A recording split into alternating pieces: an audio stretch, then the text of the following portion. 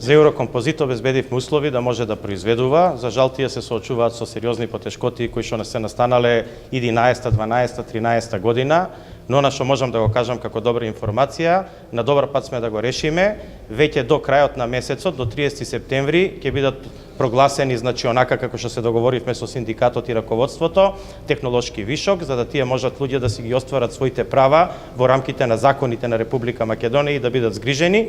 Од тука натака, значи после 1 октомври ќе премине, значи во период на реорганизација, значи предстечајна реорганизација, во која што се обезбедени инвеститори да може Еврокомпозит да продолжи да работи како нормална компанија. Јас се надевам дека за година до две ќе можеме да застанеме вака и во Еврокомпозит и да кажеме дека да, и Еврокомпозит како државна компанија го средивме, го реорганизиравме и го дадовме на инвеститор за да направи добри резултати. Компаниите од дејноста која што ги обавува Еврокомпозит во регионот работат успешно. Не гледам причина тоа да не се случи и со Еврокомпозит.